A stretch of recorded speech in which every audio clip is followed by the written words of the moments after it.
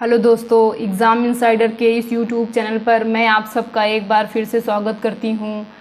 दोस्तों, मैं आपको अपने हर वीडियो में बताती हूं, आज भी बता रही हूं कि आपके एग्ज़ाम्स की डेट लग चुकी हैं। आपके पास अब ज़्यादा टाइम नहीं बचा हुआ है।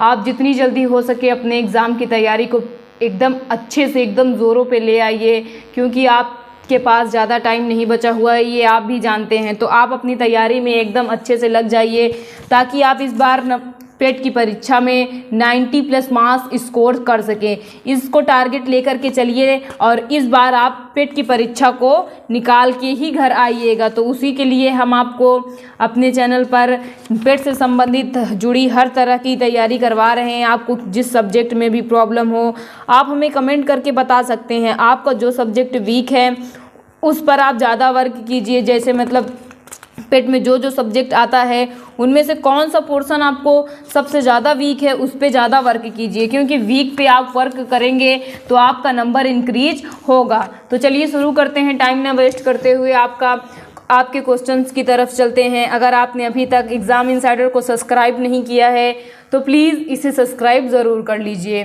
तो फर्स्ट क्वेश्चन कह रहा है, आगरा और फतेहपुर सीकरी दोनों लंदन से बड़े हैं। आगरा और फतेहपुर सीकरी दोनों लंदन से बड़े हैं, यह वक्तव्य किसने दिया था? मतलब किसने कहा था कि आगरा और जो फतेहपुर सीकरी हैं दोनों लंदन से बड़े हैं?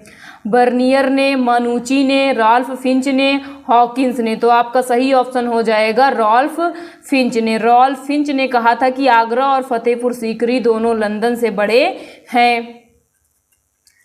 अगला क्वेश्चन आपका कह रहा है, मूर देश का यात्री इब्न बतूता किसके शासनकाल में भारत आया? मूर देश का यात्री इब्न बतूता किसके शासनकाल में भारत आया? मोहम्मद बिन तुगलक के काल में, बाबर के काल में, अकबर या तो महमूद गजनवी? हमें बताना है कि जो इब्न बतूता है किसके काल में भारत आया था। तो इब्न बतूता मोहम्मद बिन तुगलक के काल में भारत आया था। और ये इब्न बतूता की पुस्तक का नाम है रेहला। क्या है? रेहला। इसकी पुस्तक के बारे में भी हमसे पूछा जाता है, तो इनकी पुस्तक का नाम है रेहला। अगला क्वेश्चन देखिए, आपका अगला क्वेश्चन कह रहा है, हर्ष के दरबार में ह्वेन-त्सांग को एक दूत के रूप में किसने भेजा था? हर्ष के दरबार में ह्वेन-त्सांग को एक दूत के रूप में किसने भेजा था? ताई सुंग ने, तुंग कुआन ने, कुएनबू ने, उपयुक्त में से कोई नहीं। हमसे पूछा जा रहा है कि जो हर्षसेन आया था, ह्वेन-त्सांग जो आया था हर्ष के दरबार में, उसे किसने भेजा था? तो ह्वेन-त्सांग को हर्षवर्धन के दरबार में आपका जिसने भेजा था वो इसमें नहीं है, इस ऑप्शन में है ही नहीं। मतलब कि इनके ऑप्शन में आपका हो जाएगा, देखिए ताई सू। क्या हो जाएगा दोस्तों? ताई सू। आपका ताई सू ऑप्शन एकदम करेक्ट हो जाएगा। ताई सू ने ही ह्वेन-त्सांग को हर्षवर्धन के दरबार में भेजा था। मैंने ध्यान नहीं दिया था, कोई बात नहीं, सॉरी दोस्तों। नेक्स्ट क्वेश्चन देखिए, आपका नेक्स्ट क्वेश्चन है, सूची फर्स्ट को सूची सेकंड से सुमेलित कीजिए और सूचियों के नीचे दिए गए कोर्स से सही उत्तर चुनिए। एक तरफ आचार्य हैं, एक तरफ सिद्धांत है। तो देखिए, लकुलिस ने आपका पशुपात का सिद्धांत दिया था। किसका दिया था? पशुपात का। नागार्जुन ने आपका शून्यवाद का सिद्धांत दिया था। भद्रबाहु ने जैन धर्म की ये गुरु हैं। और गोशाल ने अजीवक। किसका दिया था? अजीवक। तो देखिए, ए का क्या है आपका? 3। तो ए का 3 किस में है? बी में है और डी में है। बी का आपका क्या है? 2। तो बी का आपका 2 सिर्फ बी में है, डी में नहीं है, तो जिसकी वजह से ये गलत और आपका बी वाला ऑप्शन एकदम सही हो जाएगा। कौन सा ऑप्शन सही हो गया दोस्तों? आपका बी वाला ऑप्शन एकदम सही हो गया। नेक्स्ट क्वेश्चन देखिए, आपका नेक्स्ट क्वेश्चन कह रहा है, निम्नलिखित में से कौन शुक्ल यजुर्वेद की संहिता है? निम्नलिखित में से कौन शुक्ल यजुर्वेद की संहिता है? वाजसनेयी, मैत्रेयणी, तैत्तिरीय, कालक। हमसे पूछा जा रहा है शुक्ल यजुर्वेद की संहिता कौन है? तो आपका सही ऑप्शन हो जाएगा वाजसनेयी। क्या हो जाएगा? वाजसनेयी। आपका फर्स्ट वाला ऑप्शन एकदम करेक्ट हो जाएगा।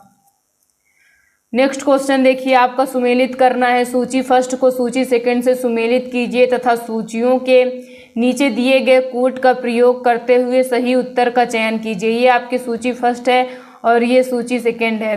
रेगुलेटिंग एक्ट के तहत क्या हुआ था? रेगुलेटिंग एक्ट के तहत आपका सर्वोच्च न्यायालय की स्थापना हुई थी। तो सर्वोच्च न्यायालय की स्थापना यानी एक का क्या हो गया आपका 4, और भारत परिषद अधिनियम 1909 के तहत सांप्रदायिक निर्वाचक मंडल का प्रारंभ हुआ था, यानी बी का क्या हो जाएगा 3। भारत सरकार अधिनियम 1919 के तहत प्रांतों में क्या हुआ था? द्वैध शासन लागू हुआ था, यानी आपको कौन सा हो जाएगा सी का 2। अब एक बचा भारत शासन अधिनियम 1935 प्रदेशों की स्वायत्तता के लिए प्रावधान, यानी डी का 1। ए का 4 आपका सिर्फ बी में है, बी का 3, सी का 2 और डी का 4, यानी आपका बी वाला ऑप्शन एकदम करेक्ट हो गया। कौन सा ऑप्शन करेक्ट हो गया दोस्तों? आपका बी वाला ऑप्शन एकदम करेक्ट हो गया। नेक्स्ट क्वेश्चन देखिए, आपका नेक्स्ट क्वेश्चन है कांग्रेस के त्रिपुरी अधिवेशन के पश्चात सुभाष चंद्र बोस और दक्षिणपंथी का समस्त झगड़ा किस प्रश्न पर केंद्रित हो गया? कांग्रेस के त्रिपुरी अधिवेशन के पश्चात सुभाष चंद्र बोस और दक्षिणी पंथी का समस्त झगड़ा किस प्रश्न पर केंद्रित हो गया? कांग्रेस कार्यकारिणी समिति का गठन, देशी राज्यों के प्रति नीति, केंद्र सरकार के प्रति रुख, कांग्रेस समाजवादी दल के सदस्यता की दोहरी सदस्यता। तो आपका सही ऑप्शन हो जाएगा कांग्रेस कार्यकारिणी समिति का गठन। क्या हो जाएगा? कांग्रेस कार्यकारिणी समिति का गठन। आपका फर्स्ट वाला ऑप्शन एकदम करेक्ट हो जाएगा। नेक्स्ट क्वेश्चन देखिए, आपका नेक्स्ट क्वेश्चन कह रहा है चौरी चौरा किस जनपद में स्थित है? चौरी चौरा किस जनपद में स्थित है? देवरिया, गोरखपुर, कुशीनगर, महाराजगंज। तो चौरी चौरा आपके गोरखपुर में है। कहाँ पे है? गोरखपुर। आपका बी वाला ऑप्शन एकदम करेक्ट हो जाएगा। नेक्स्ट क्वेश्चन देखिए, आपका नेक्स्ट क्वेश्चन कह रहा है निम्नांकित क्रांतिकारियों के जीवन के अंत के प्रकार का आधार सुमेलित कीजिए। मतलब ये क्रांतिकारी हैं और ये दिए गए उनके जीवन का अंत किस प्रकार हुआ था। तो देखिए जतिन दास का जीवन का अंत किससे हुई थी? भूख हड़ताल से। किससे हुई थी? भूख हड़ताल से। चंद्रशेखर आजाद की मृत्यु कैसी हुई थी? इनकी गोली लगने से हत्या हुई थी। क्या हुई थी? गोली लगने से हत्या हुई थी, यानी आपकी क्या हो जाएगा मुठभेड़ के दौरान। भगत सिंह को फांसी दी गई थी और कल्पना दत्त को आजीवन कारावास। क्या हुआ था? आजीवन कारावास। यानी आपका ए का 2 कहाँ पे दिख रहा है? आपका ए का 2 सी में भी दिख रहा है और बी में दिख रहा है, और बी का क्या 3, बी का 3 सी में भी है और बी में है। सी का 4 सिर्फ बी में है, सी में नहीं है। तो ये आपका गलत हो गया और आपका बी वाला ऑप्शन एकदम करेक्ट हो गया। कौन सा करेक्ट हो गया? बी वाला ऑप्शन आपका एकदम करेक्ट हो गया दोस्तों। देन नेक्स्ट क्वेश्चन देखिए, सर्वेंट्स ऑफ इंडिया सोसाइटी का संस्थापक कौन है? सर्वेंट्स ऑफ इंडिया सोसाइटी का संस्थापक कौन है? एम.जी. रानाडे, अनंत पटवर्धन, जी.के. गोखले, बी.जी. तिलक। तो आपका सही ऑप्शन हो जाएगा सर्वेंट्स ऑफ इंडिया के संस्थापक गोपाल कृष्ण गोखले हैं। कौन है? जी.के. गोखले, यानी गोपाल कृष्ण गोखले। आपका सी वाला ऑप्शन एकदम सही हो जाएगा। नेक्स्ट क्वेश्चन देखिए, आपका नेक्स्ट क्वेश्चन है सुमेलित कीजिए सूची फर्स्ट को सूची सेकंड से सुमेलित कीजिए और सूचियों के नीचे दिए गए कूट का प्रयोग कर सही उत्तर चुनिए। ये आपके महासागरीय परीक्षा है और ये स्थान है। तो एल्यूजन कहाँ होता है आपसे हमसे पूछा जा रहा है। तो एल्यूजन, उसके बाद क्या है? एल्यूजन होता है आपका प्रशांत महासागर में। कहाँ होता है? प्रशांत महासागर में। तो आपका सही ऑप्शन हो जाएगा यहाँ पे देखिए आपका बी वाला उत्तरी प्रशांत महासागर में क्या होता है? एल्यूजन। ए का क्या हो गया 2 यानी बी, और बी का हो जाएगा आपका दक्षिणी प्रशांत में होता है। सुंडा कहाँ होता है? सुंडा आपका हिंद महासागर में होता है और एच सैंडविक दक्षिणी अंध महासागर में होता है। कहाँ होता है? एच सैंडविक कहाँ होता है? दक्षिणी अंध महासागर में। यानी ए का 2 कहाँ पे है? ए का 2 ए में भी है और बी में भी है। बी का 3 कहाँ पे है? बी का 3 सिर्फ बी में है, यानी आपका बी वाला ऑप्शन एकदम करेक्ट हो जाएगा। कौन सा ऑप्शन करेक्ट हो जाएगा दोस्तों? आपका बी वाला ऑप्शन आपका करेक्ट हो जाएगा। नेक्स्ट क्वेश्चन देखिए, आपका नेक्स्ट क्वेश्चन कह रहा है भू प्रॉपर्टी पर द्रव्यमान प्रतिशत के रूप में कौन सा एक सर्वाधिक मात्रा में पाया जाता है? भू प्रॉपर्टी के द्रव्यमान प्रतिशत के आधार पर कौन सा एक सर्वाधिक मात्रा में पाया जाता है? First option silicon, then second option oxygen, third option carbon, fourth option calcium. तो आपका सही ऑप्शन हो जाएगा ऑक्सीजन। क्या हो जाएगा? ऑक्सीजन।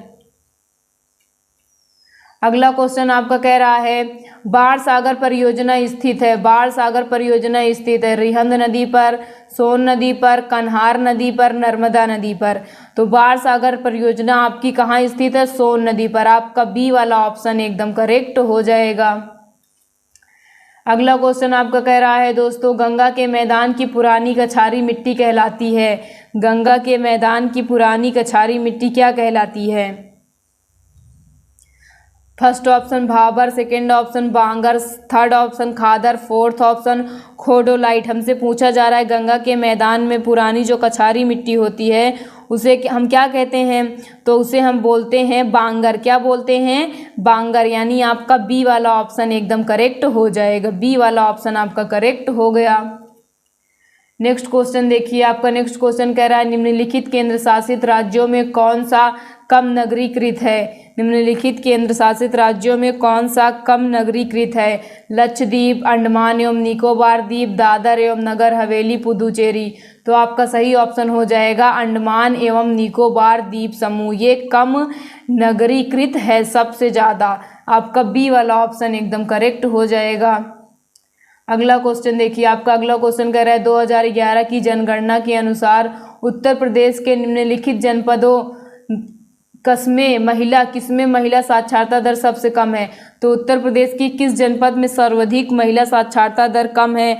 तो आपका फर्स्ट ऑप्शन है रामपुर, सेकेंड ऑप्शन है बलरामपुर, थर्ड ऑप्शन है श्रावस्ती, फोर्थ ऑप्शन है बहराइच। तो आपका सही ऑप्शन हो जाएगा श्रावस्ती। श्रावस्ती में सबसे कम महिला साक्षरता दर है। अगला क्वेश्चन देखिए दोस्तों, आपका अगला क्वेश्चन कह रहा है निम्न में से नकदी फसल कौन सी नहीं है? निम्न में से नकदी फसल कौन सी नहीं है? First option jute, second option मूंगफली, थर्ड ऑप्शन ज्वार, फोर्थ ऑप्शन गन्ना। तो आपका सही ऑप्शन हो जाएगा ज्वार। ज्वार आपकी नकदी फसल नहीं है। अगला क्वेश्चन देखिए, आपका अगला क्वेश्चन कह रहा है स्मार्ट मनी शब्द का प्रयोग होता है। स्मार्ट मनी शब्द का प्रयोग होता है इंटरनेट बैंकिंग में, क्रेडिट कार्ड में, बैंक बचत खाता में, बैंक में, चालू खाता में। तो इसका प्रयोग क्रेडिट कार्ड में होता है। किसमें होता है? क्रेडिट कार्ड में। यानी आपका बी वाला ऑप्शन एकदम करेक्ट हो जाएगा। कौन सा ऑप्शन करेक्ट हो जाएगा दोस्तों? आपका बी वाला ऑप्शन एकदम करेक्ट हो जाएगा। नेक्स्ट क्वेश्चन देखिए दोस्तों, आपका नेक्स्ट क्वेश्चन है मुद्रास्फीति की दरें किस सूचकांक पर आधारित होती हैं? मुद्रास्फीति की दरें किस सूचकांक पर आधारित होती हैं? उपभोक्ता मूल्य सूचकांक में, थोक मूल्य सूचकांक में, औद्योगिक श्रमिक उपभोक्ता मूल्य सूचकांक में, ग्रामीण श्रम उपभोक्ता मूल्य सूचकांक में। तो जो मुद्रास्फीति की दरें होती हैं थोक मूल्य सूचकांक पर आधारित होती हैं। किस पे आधारित होती हैं? थोक मूल्य सूचकांक पर मुद्रास्फीति की दरें आधारित होती हैं। नेक्स्ट क्वेश्चन देखिए, आपका नेक्स्ट क्वेश्चन कह रहा है मुद्रा एवं वित्तीय मामलों में सरकार का वित्तीय अभिकर्ता एवं सलाहकार कौन है? मुद्रा एवं वित्तीय मामलों में सरकार का अभिकर्ता और सलाहकार कौन है? नाबार्ड, SBI, RBI, उपयुक्त में से कोई नहीं। तो वित्तीय मामलों में सरकार का जो अभिकर्ता और सलाहकार है वो RBI है। कौन है? RBI। यानी आपका थर्ड ऑप्शन एकदम सही हो जाएगा। RBI की स्थापना आपका 1935 में हुई थी। कब हुई थी दोस्तों? आपका 1935 में यंग हिल्टन आयोग के सिफारिश पर हुई थी। नेक्स्ट क्वेश्चन देखिए, आपका नेक्स्ट क्वेश्चन कह रहा है पंचायतों एवं नगर पालिकाओं के संबंध में भारतीय संविधान में किस वर्ष प्रावधान किया गया? पंचायतों एवं नगर पालिकाओं के संबंध में भारतीय संविधान में किस वर्ष प्रावधान किया गया? तो आपका सही ऑप्शन हो जाएगा 1993। क्या हो जाएगा? 1993। आपका कब प्रावधान किया गया? 1993 में। नेक्स्ट क्वेश्चन देखिए, आपका नेक्स्ट क्वेश्चन कह रहा है नीचे दो कथन दिए गए हैं जिनमें एक कथन ए तथा दूसरे को कारण आर कहा गया है। कथन केंद्रीय कानूनों को संवैधानिक वैधता के संबंध में भारत के सर्वोच्च न्यायालय की अनन्य अधिकारिता है। कारण सर्वोच्च न्यायालय भारतीय संविधान का संरक्षक है। तो हमें बताना है कि यहाँ पे कौन सा ऑप्शन आपका सही है। तो आपका कथन ए और आर दोनों सही हैं और जो ए है वो आर की सही व्याख्या, आर जो है ए की सही व्याख्या है, यानी आपका फर्स्ट वाला ऑप्शन एकदम सही हो जाएगा। ए और आर दोनों सही हैं तथा आर कथन ए की सही व्याख्या है, बाकी आपके तीनों ऑप्शंस गलत हो जाएंगे। नेक्स्ट क्वेश्चन देखिए, केंद्र एवं राज्यों के बीच वैधानिक शक्तियों का बंटवारा हुआ है। केंद्र एवं राज्यों के बीच जो वैधानिक शक्तियों का बंटवारा हुआ है किसके तहत हुआ है? 5वीं अनुसूची में, 6ठी अनुसूची में, 7वीं अनुसूची में, 8वीं अनुसूची में। तो केंद्र और राज्यों के बीच जो शक्तियों का बंटवारा हुआ है किस अनुसूची में किया गया है? तो केंद्र और राज्य के मध्य जो शक्तियों का बंटवारा हुआ है वो आपका 7वीं अनुसूची में किया गया है। किस में किया गया है दोस्तों? आपके 7वीं अनुसूची में केंद्र और राज्य के मध्य शक्तियों का बंटवारा किया गया है। 42वें संविधान संशोधन द्वारा किस अनुच्छेद के माध्यम से श्रमिकों की प्रबंधन में भागीदारी सुनिश्चित की गई? 42वें संविधान संशोधन द्वारा किस अनुच्छेद के माध्यम से श्रमिकों की प्रबंधन में भागीदारी सुनिश्चित की गई? अनुच्छेद 38, अनुच्छेद 39 ए, अनुच्छेद 45, अनुच्छेद 43 ए। तो आपका सही ऑप्शन हो जाएगा यहाँ पे डी वाला। क्या हो जाएगा? डी वाला, अनुच्छेद 43 ए। इसी के तहत श्रमिकों की प्रबंधन में भागीदारी सुनिश्चित की गई। अगला क्वेश्चन आपका कह रहा है भारतीय संविधान का अनुच्छेद 1 भारत को, भारतीय संविधान का एक अनुच्छेद 1 में भारत को क्या कहा गया है? राज्यों का एक संघ घोषित करता है, एक संघात्मक राज्य घोषित करता है, एक एकात्मक राज्य घोषित करता है, एक गणतंत्रात्मक राज्य घोषित करता है। तो आपका सही ऑप्शन हो जाएगा, ये क्या कहते हैं, क्या घोषित करता है? राज्यों का संघ। भारत एक राज्यों का संघ है, तो आपका फर्स्ट वाला ऑप्शन एकदम सही हो जाएगा। भारतीय संविधान का अनुच्छेद 1 भारत को राज्यों का संघ घोषित करता है। नेक्स्ट क्वेश्चन देखिए, इनमें से कौन विषाणु जनित रोग नहीं है? इनमें से कौन विषाणु जनित रोग नहीं है? खसरा, रेबीज, पोलियो, क्षय रोग। हमसे पूछा जा रहा है इनमें से कौन, विषाणु को हम क्या बोलते हैं? वायरस। क्या बोलते हैं? वायरस। इसमें हमसे पूछा जा रहा है कौन विषाणु जनित रोग नहीं है? तो आपका सही ऑप्शन हो जाएगा क्षय रोग। क्या हो जाएगा? क्षय रोग। बाकी आपके तीनों ऑप्शन विषाणु जनित रोग हैं, चाहे वो खसरा हो, चाहे रेबीज हो, चाहे पोलियो हो। तो आपका क्षय रोग जो है वो क्या हो जाएगा? विषाणु जनित रोग नहीं है। बाकी सभी क्या हो जाएंगे? आपके विषाणु जनित रोग हो जाएंगे। अगला क्वेश्चन आपका कह रहा है मानव शरीर में क्रोमोसोम की संख्या कितनी है? मानव शरीर में क्रोमोसोम की संख्या कितनी है? क्रोमोसोम मतलब क्या होता है?